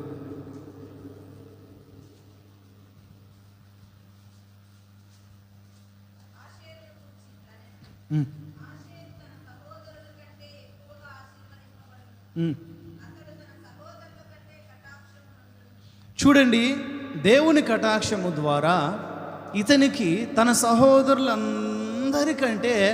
ఎక్కువ ఆశీర్వాదం కలిగింది. ఏమని చెప్పండి? హల్లెలూయా, గట్టిగా. ఎలా అనంటే లేఖనాల ప్రకారం తిన గోత్రం, ఈ ఆషేరు గోత్రీకుల యొక్క స్వాస్థ్య భాగం ఎక్కడ అంటే పోర్ట్ ఏరియా, సముద్రపు దరినున్న పోర్ట్ ఏరియా. ఎక్కడ చెప్పండి? సముద్రపు దరి. ఇతని స్వాస్థ్యం ఇజ్రాయెల్ దేశంలో ఆ కాలములో ఆషేరు గోత్రీకులకు ఇచ్చిన స్వాస్థ్యం నేల ఎలాంటిది అని అంటే మంచి నేల. అందుకనే అతడు తైలములో తన పాద తర్వాత ఉంటాయి కొన్ని వేరే చోట లక్షణాలు చూపించేటప్పుడు చూపిస్తాను. ఆశీర్వాదం సహోదరులందరికంటే ఎక్కువ ఆశీర్వాదం. ఆమె చెప్పండి, మీ సహోదరులందరికంటే నా ప్రభు మీకు ఎక్కువ ఆశీర్వాదం ఇచ్చుదురుగాక, మీరు ఎక్కువగా ఆశీర్వదించబడుదురుగాక, మీరు ఎక్కువగా అభివృద్ధి పొందుదురుగాక. అది సరే, యోబు ఉన్నాడు, ఆశీర్వాదం కలిగిన వాడే. ఒకానొక దినాన ఆశీర్వాదాన్ని పోగొట్టుకున్నాడు. అప్పటిదాకా ఏమండి, పొగిడిన వాళ్ళు అతను తిట్టడం ప్రారంభించారు, దూషించడం ప్రారంభించాడు, అనుమానించడం ప్రారంభించాడు. స్నేహితులే, ప్రాణ స్నేహితులే వచ్చి ఏమండి డబుల్ మీనింగ్గా మాట్లాడుతున్నారు. ప్రాణ స్నేహితులే దగ్గరకు వచ్చి బురద లేకుండా జమ్ము వస్తుందా ఏంటయ్యా అని అంటారు. నువ్వేం చేయకుండానే ఎన్ని వచ్చాయంటావా? మాకు రాలేదుగా అని అంటూ ఉంటారు. ఒకసారి జీవితాల్లో దేవుడు తను ప్రేమించేవారు, లేకపోతే దేవుడు తను కోరుకున్న వారి జీవితాల్లో ఎలాంటి మలుపులు తిరుగుతాయో ఆలోచించలేం, మనం ఎక్స్పెక్ట్ కూడా చేయలేం, అంచనా కూడా వేయలేం. కానీ ఖచ్చితంగా ఒకరోజు ఆయన మలుపు త్రిప్పే మరొక కోణం ఉంటుంది చూసారా? ఆ మలుపుని ప్రపంచంలో ఎవరు ఆపలేరు. ఆమేన్, హల్లెలూయా. ఎవరు కూడా ఆపలేరు, ఎవరు కూడా కాదనలేరు. ఒక్కసారిగా స్టార్ తిరిగింది అంటుంటారు కదా, అదనమాట. యోబు ఒక్కసారిగా పడిపోయి ఉన్నాడు. కానీ ఒకానొక దినాన, కొన్ని నెలల్లోనే యోబు మొదట ఆశీర్వదించబడిన దాని కంటే రెండంతులుగా దేవుడు అతను ఆశీర్వదించాడు. ఆమేన్, హల్లెలూయా. ఆశీర్వాదం చేసే పని పాటల్లో ఒక ఆశీర్వాదం. ఏమండి, ఆశీర్వాదకరంగా మనం తింటూ నలుగురికి భోజనం పెట్టగలిగిన స్థాయి, మనం ఉంటూ నలుగురికి ఆశ్రయం ఇవ్వగలిగిన స్థాయి. ఏమండి, భక్తిలో కూడా ఆశీర్వాదకరమైన వ్యక్తులంగా అన్ని జనులకు నీవు ఆశీర్వాదకరంగా ఉంటావా? అబ్రహాం ఏమన్నాడు అబ్రహాంతో యేసయ్య? అబ్రహాం, అన్ని జనులకు నీవు ఆశీర్వాదకరంగా, అన్ని జనులకు నేను ఆశీర్వాదకరంగా ఎలా ఉంటానయ్యా? నిన్ను బట్టే విశ్వాసంలోనికి వాళ్ళు వస్తారయ్యా, నిన్ను బట్టే విశ్వాస యాత్రలో వాళ్ళు తమ జీవితాలను కట్టుకుంటారయ్యా. వాళ్ళ జీవితాల్లో ఏదైనా బలహీనమైన పరిస్థితులు ఎదురైతే అబ్రహాం 25 ఏళ్ళు ఓపిక కలిగి దేవుళ్ళు ఎదిగాడు కదా, మనం కూడా ఎదుగుదాం ఓపిక కలిగి. ఆమేన్. అబ్రహాం ఆశీర్వాదం దేవుడు వాగ్దానం చేసిన వెంటనే వచ్చిందా? మరి మనం రక్షణ పొందిన వెంటనే ఆశీర్వాదం వస్తుందా? ఎదగాలి కదా, దేవునిలో నిలవాలి కదా, దేవునిలో ఇంకా దేవుని అనుభవించాలి, దేవుని తెలుసుకోవాలి కదా, దేవుని ప్రణాళికల్లోనికి రావాలి కదా, దేవుని ప్రణాళికలు పసిగట్టాలి కదా, దేవుని ప్రణాళికలు దర్శనపూర్వకంగా చూడాలి కదా. అబ్రహాముకు ఊరికి ఆశీర్వాదం రాలేదు కదా, మనకు కూడా ఊరికి ఆశీర్వాదం రాదు కదా. దేవుడు అంటే ఆశీర్వాదం మాత్రమేనా? దేవుడు అంటే దీవెన మాత్రమేనా? దేవుడు అంటే అభివృద్ధి మాత్రమేనా? దేవుడు అంటే అప్పులు తీర్చబట్టమా, రోగాలు పోవటమా, సమస్యలు పోవటమా, కుటుంబాలు బాగా? ఒకవేళ అవే జరిగితే ఎంతమంది మందిరంలో ఆ తర్వాత కంటిన్యూ అవ్వగలుగుతారు? ఎంతమంది భక్తులు ఆ తర్వాత ఆ భక్తిలో కొనసాగించబడగలుగుతారు?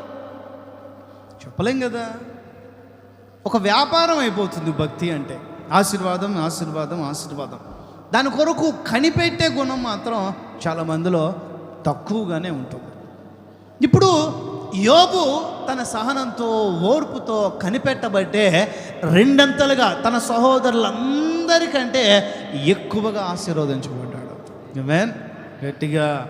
గట్టిగా ఆషేరు గోత్రం కూడా, ఆషేరు ఉన్న ఆ భూమి అంతా కూడా ఫలభరితంగా ఉండడానికి గల కారణం ఇతనిలో ఉన్న సద్గుణాలు.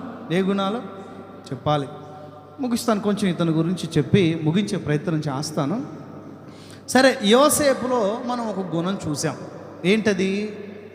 యోసేపు ఫలించే కొమ్మ. ఇతనిలో కూడా చూద్దాం. అదే ఆదికాండం 49:20. 49:20.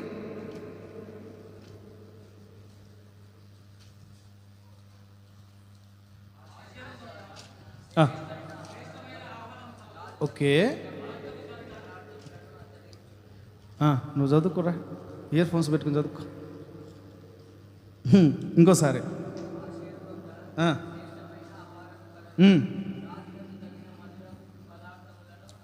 చూడండి, నా వైపు చూడండి.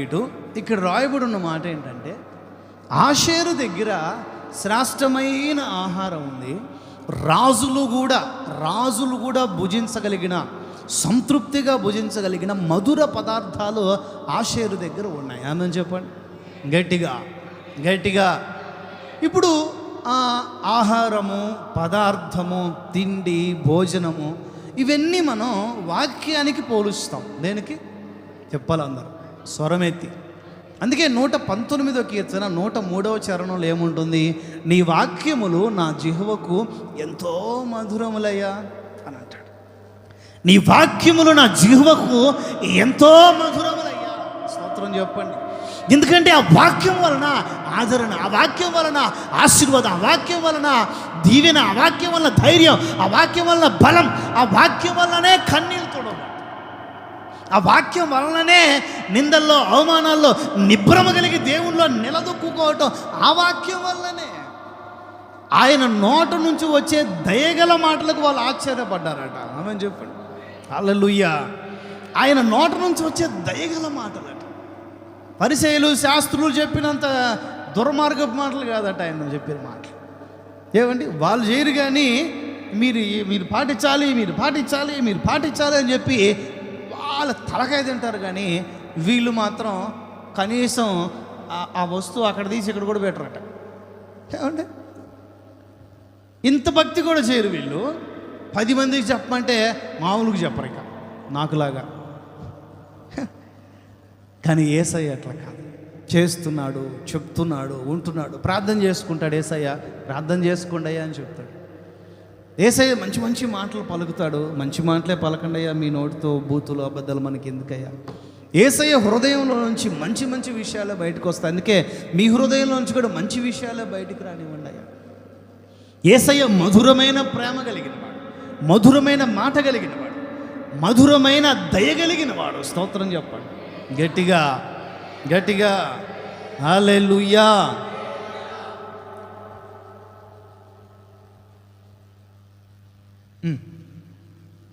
నీ వాక్యములు నా జీవకు ఎంతో మధురమైన. ఇంకా పరమగీతాలు 1:2లో కూడా ఉంటుంది. చదవండి. 1:2.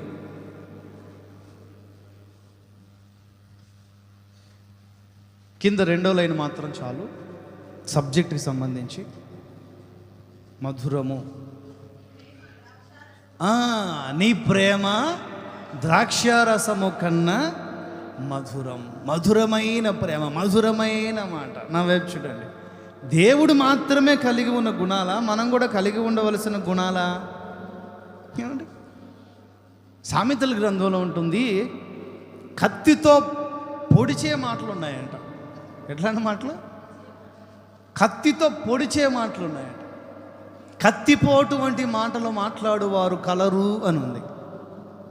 మన మాటలు అంటే ఇంట్లో వాళ్ళ విషయంలోనో, వీధిలో వాళ్ళ విషయంలోనో, తోటి వ్యక్తులతో, మన సహోదరులందరికంటే మనం ఎక్కువగా ఆశీర్వదించబడాలి అని అంటే మరి మన మాటలు ఎలా ఉండాలి? ఆషేరు దగ్గర శ్రేష్టమైన మాటలు ఉన్నాయి. ఆమేన్.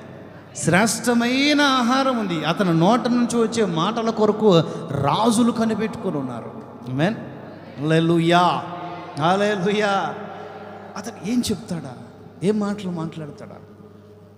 కొంతమంది సహోదరులు ఫోన్ చేశా, వ్యక్తిగతంగా కలిసా, ఏదైనా వారి దగ్గర నుంచి ఒక మంచి మాట వినడానికి ఇష్టపడుతూ ఉంటారు. కొంతమంది సహోదరులు ఫోన్ చేసినా ఎదురుపడినా కనీసం మాట్లాడటానికి కూడా ఇష్టపడరు. ఎందుకని వాళ్ళకి తేడాలు ఏంటి అని అంటే, వీళ్ళు మాట్లాడేదానికి తల తోక ఉండదు. వాళ్ళు మాట్లాడితే మంచి మాటలు మాట్లాడతారు, అంతే తేడా. మాట, స్వభావం, గుణం, మధురమైన మాటలే మాట్లాడుతున్నాం, మధురమైన గుణమే కలిగి ఉన్నామా, మధురమైన ప్రేమనే ఎదటి వ్యక్తులకి వ్యక్తపరుస్తున్నామా? నేను ఎన్ని కృపావరాలు కలిగి ఉన్నా, కొరింథీ పత్రికలో పౌలు అంటారు, నేను ఎన్ని కృపావరాలు కలిగి ఉన్నా ప్రేమ లేనివాడనైతే వ్యర్థం. ప్రేమతో మాట్లాడాలి, ప్రేమతోనే సమాధానం చెప్పాలి, ప్రేమతోనే ఎదట ఎవరైనా దూషించే వాళ్ళు ఉన్నా ప్రేమతోనే సమాధానం చెప్పాలి, ప్రేమతోనే పలకరించాలి. చేత కాకపోతే మౌనంగా ఉండాలి. ఆమేన్. అంతేగాని ద్వేషంతో పలకరించటమా, ద్వేషంతో కంప్లైంట్స్ ఇవ్వటమా, ద్వేషముతో చూడటమా, ఆలోచించటమా, అలా ఎప్పుడు కూడా ఉండకూడదు. హల్లెలూయా. గట్టిగా గట్టిగా మధురమైన గుణం, మధురమైన స్వభావాలు కలిగిన వాడు ఈ ఆషేర్. అందుకే తన సహోదరులందరికంటే, ముగిస్తాను, మూడో విషయం కూడా చూపిస్తాను, ఎక్కువగా ఆశీర్వదించబడిన వాడు. ఆమె చెప్పండి, నా ప్రభు మిమ్మల్ని కూడా మీ సహోదరులందరికంటే ఎక్కువగా ఆశీర్వదించునుగాక. సహోదరులందరికంటే ఎక్కువ ఘనత. దినవృత్తాంతాల మొదటి పుస్తకం 4:9.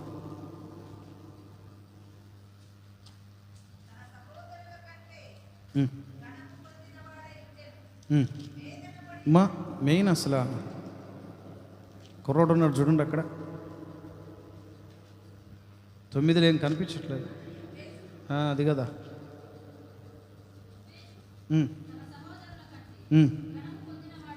యబ్బేజు తన సహోదరుల కంటే ఘనత పొందినవాడై ఉండెను.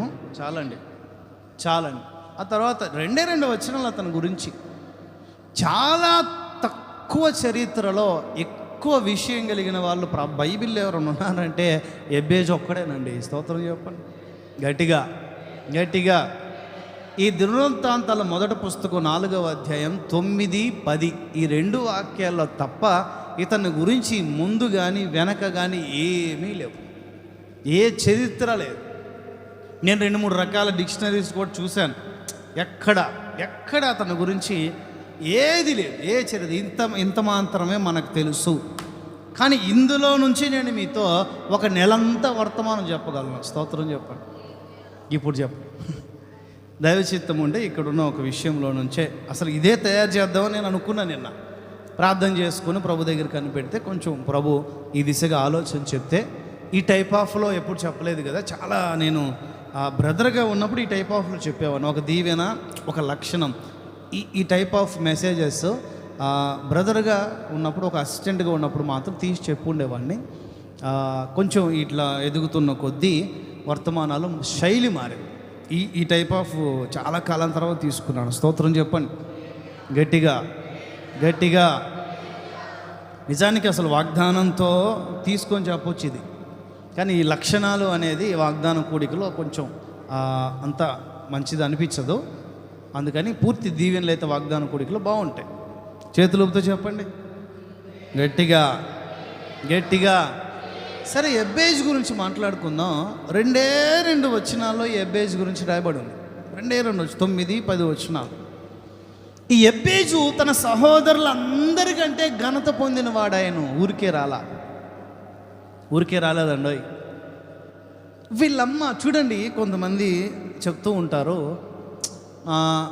నాకు ఈ బాబు పుట్టిన తర్వాత మా స్టార్ తిరిగిందన్నా, లేకపోతే ఈ బాబు పుట్టిన తర్వాత కష్టాలు వచ్చాయన్నా, ఈ పాప పుట్టిన తర్వాత కష్టాలు వచ్చాయన్నా, ఈ పాప పుట్టిన తర్వాత మంచిగా మేలు రకరకాల ఆశీర్వాదాలు వచ్చాయన్నా అని పిల్లల పుట్టుకల గురించి, పిల్లల్ని కనటం గురించి చెప్తూ ఉంటారు.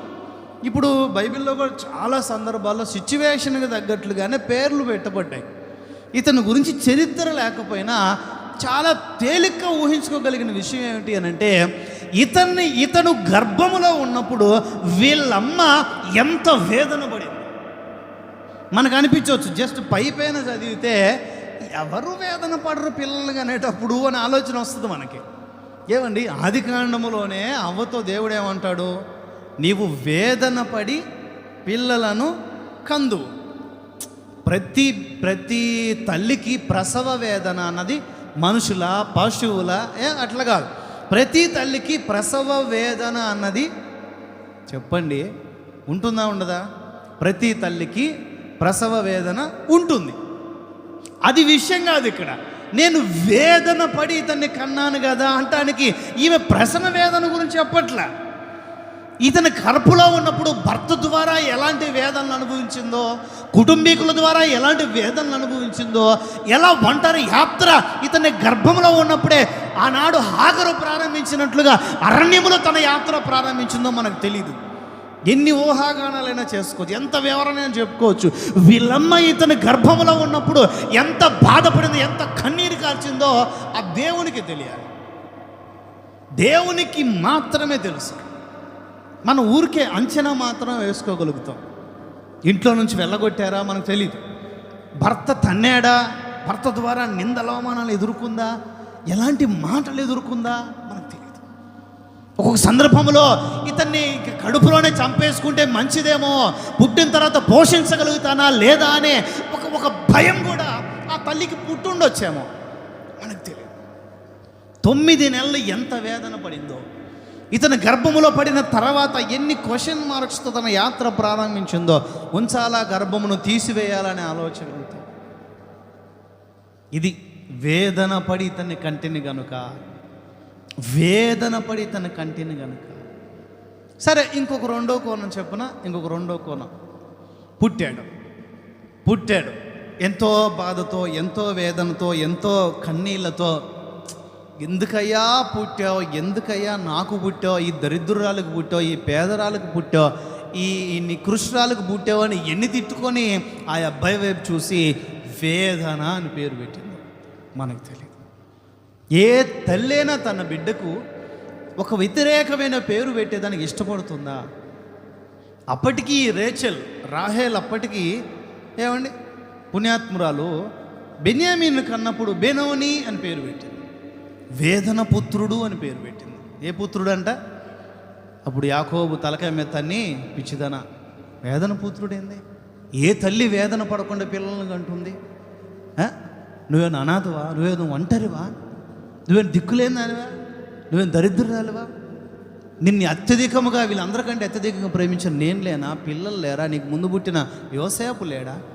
నువ్వేం దిక్కులేని దానివా? వేదన పడి కన్నానంటావు అని చెప్పి నెత్తి మీద 4 దాన్ని బెన్యామీన్ అని పేరు పెట్టాడు. కుడి చేతి పుత్రుడు. ఏ పుత్రుడు? ఇతడు ఎదిగి దేవుని కుడి చేతి పుత్రుడుగా మార్చబడతాడు. ఆమేన్. గట్టిగా వ్యతిరేకమైన పేరుని ఏ తల్లి ఏ తండ్రి కూడా ఆశించదు.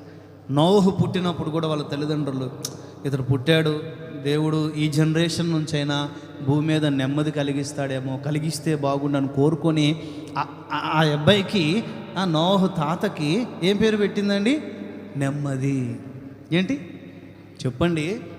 నెమ్మది. ఒకవేళ అలాంటి పేర్లు, వ్యతిరేకమైన పేర్లే పెడితే ఏమవుతుంది మీరు చెప్పండి. యాకోబు అని పెట్టింది మంత్రసాని. తల్లిదండ్రులు ఏం చేస్తున్నారు అర్థం కావట్లేదు. మంత్రసాని యాకోబు అని పేరు పెట్టింది. అది డాక్టర్ ఏదో డేట్ ఆఫ్ బర్త్ కోసం రాసుకున్నాడు అనుకో. దాంట్లో ఏమన్నా ఇంటికి వచ్చిన తర్వాత కూటం పెట్టుకుని మంచి పేరు పెట్టుకోవచ్చుగా. ఆ మంత్రసాని ఏదో యాకోబు అని పేరు పెట్టింది. ఏమండి, ఇంకా వీళ్ళు తల్లిదండ్రుల పిలవటం మొదలుపెట్టారు. యాకోబు. ఆ స్వభావాలను బట్టి ఆ మనిషి అట్లా తయారయ్యాడా, లేకపోతే ఆ పేరును బట్టి అట్లా మార్పు చెందాడో మనకు తెలియదు. కానీ యాకోబు అంటే ఏంటండి? మోసగాడు. మరి దానికి తగ్గట్టే బతికాడు. తండ్రిని మోసం చేసి, అన్నను మోసం చేసి, మామను మోసం చేసి, ఏమండి తన జీవితమే మోసభరితంగా మార్చబడుతున్న పరిస్థితులు. ఎప్పటికీ మోసం. అందుకే వ్యతిరేకమైన పేరు పెట్టేదానికి కూడా ఎప్పుడు ఏ తల్లిదండ్రులు కూడా ఒప్పుకోరు. కానీ తల్లి ఎంత బాధపడిందో, అతను పుట్టక ముందు గర్భంలో ఉన్నప్పుడు, పుట్టిన తర్వాత ఎంత బాధపడిందో. లేదా ఇతడు అరే నాలాగే అడుక్కు తినే స్థాయిలో ఉంటాడా, ఎందుకు ఇతను ఇట్లా పుట్టాడని చెప్పి వేదన అనే పేరు పెట్టిందండి. తల్లి చూసిన దృష్టితో దేవుడు చూడలేదండి ఎబ్బేజుని. స్తోత్రం చెప్పండి. హల్లెలూయా. తల్లి చూసిన దృష్టితో, సమాజం చూసిన దృష్టితో, తిన సహోదరులు చూసిన దృష్టితో, ఏమండి వీళ్ళమ్మని నిందించిన, అవమానించిన, వీళ్ళమ్మ కన్నీటికి, నిందలకి, అవమానాలకి కారకులుగా ఉన్న వాళ్ళు ఎవ్వరు కూడా చూసిన దృష్టితో ఎబ్బేజు భవిష్యత్తుని దేవుడు చూడలేదండి.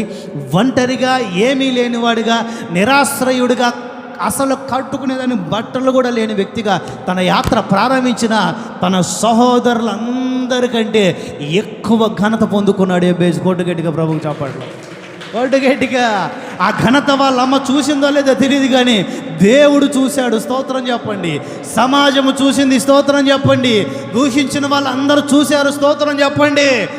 తలలెత్తి నిందించిన ప్రతి ఒక్కరు తలదించుకునే స్థితికి ఎబ్బేజును దేవుడు ఎదిగించాడు. ఆమేన్. హల్లెలూయా. ఒకరోజు ఉంటుందండి, ఖచ్చితంగా ఒకరోజు ఉంటుందండి.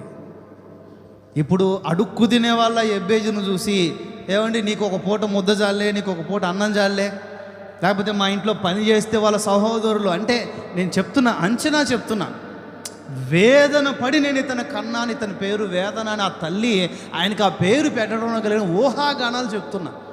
నేను మీకు ముందే చెప్పా, చరిత్ర ఇదే, నేను చెప్పలా, ఇది చరిత్ర అని చెప్పాల, ఊహాగానాలు చెప్తున్నా. మనం వీళ్ళు ఆలోచించవచ్చు, లేదా సమాజంలో జరిగే పరిస్థితి గురించి చెప్తున్నానని అనుకోండి, తప్పేముంది అనుకోండి. ఆమేన్.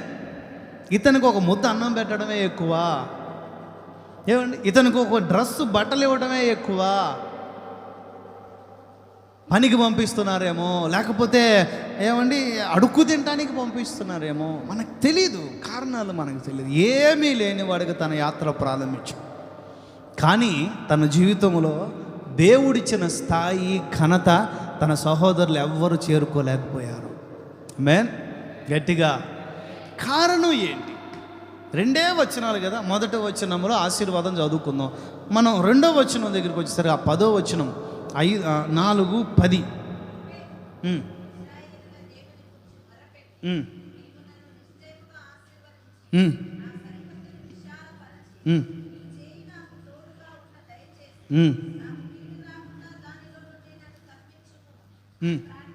ప్రార్థించగా దేవుడు అతడు మనవి చేసిన దానిని అతనికి దయచేసెను. గట్టిగా అతడు ఒక మనవి చేసుకుంటున్నాడు, రిక్వెస్ట్, ఒక విన్నపం. నా వైపు చూడాలి. ఒక మనవి దేవుని సన్నిధిలో చేసుకుంటున్నాడు. చూడండి, దేవుడు ఒక వ్యక్తి మనవులు ఆలకించడం అంటే చిన్న విషయమా అండి?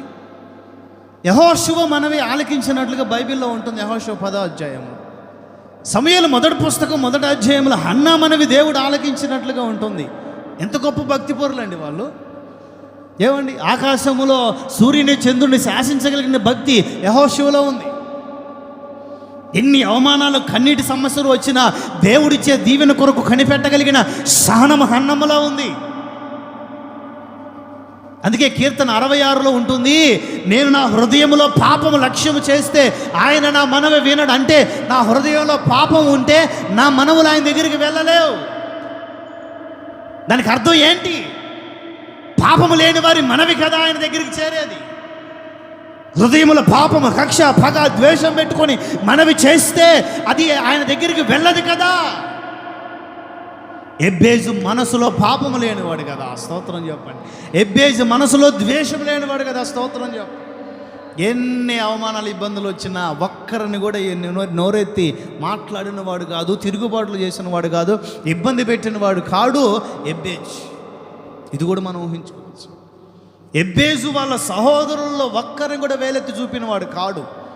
మంచి మనసుతో చూసినవాడు, మంచి మనసుతో ప్రేమించినవాడు, నాకు కూడా ఒక రోజు వస్తుందని ఎదురు చూసినవాడు, హృదయంలో పాపం పెట్టుకోవడం ఎందుకు, ఎవరు వస్తాడని వదిలేసినవాడు, నాకు దేవుడు ఉన్నాడు, నేను దేవుడికి మొరపెడుతున్నాను, ఒకరోజు దేవుడు నన్ను జ్ఞాపకం చేసుకుంటాడనే విశ్వాసం, నిరీక్షణ కలిగిన వాడు ఎబ్బేజ్.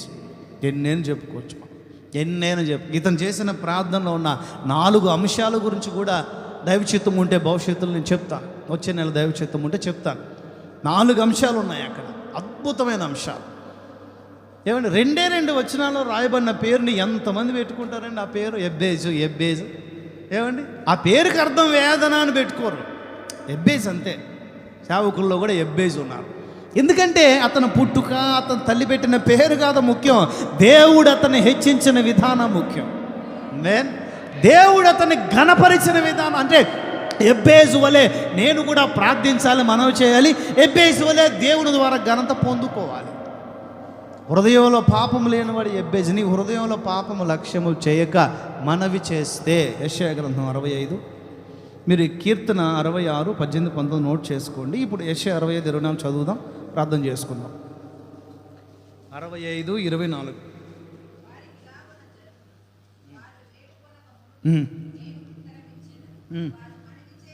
వారు మనవి చేయుచుండగా నేను ఆలకించేదను. మీరు మనవి చేయుచుండగా ఆయన ఆలకించునుగాక. మీ మనవులన్నీ ఆయన తన సన్నిధిలో చేర్చుకొనుగాక. మీ మనస్సాక్షిని ఆయన పరిశుద్ధపరచునుగాక. ఎబ్బేజు వలె సహోదరులందరికంటే ఎక్కువ ఘనత నా ప్రభు మీకు ఇచ్చుదురుగాక. ఏమండి, ఆషేరు వలె సహోదరులందరికంటే ఎక్కువ ఆశీర్వాదం నా ప్రభు మీకు ఇచ్చుదురుగాక. యోసేపు వలె సహోదరులందరికంటే ఎక్కువ ప్రేమ, ఎక్కువ భాగం, ఎక్కువ దీవెన నా ప్రభు మీకు ఇచ్చుదురుగాక. అందుకనే మూలవాక్యంలో కీర్తనకారుడు అంటారు, దేవుడు నా సహోదరులందరికంటే నన్ను ఎక్కువే ఉంచాడు, నాకు ఎక్కువే ఇచ్చాడు, తక్కువేమి ఇవ్వాలి. More than my brothers. దేవుడు నాకు అందరికంటే ఎక్కువే ఇచ్చాడు, నాకు తక్కువే ఇవ్వలేదు. అందుకే నా సహోదరులకి ఈ విషయాలు చెప్తే వాళ్ళు మారుతారేమో. మీ సహోదరులకు చెప్పండి, పొందుకోండి దేవుని వారు ఎక్కువ. పొందున్నారా మీ సహోదరులకు చెప్పండి. ప్రార్థన చేసుకుందాం, మోకరించి.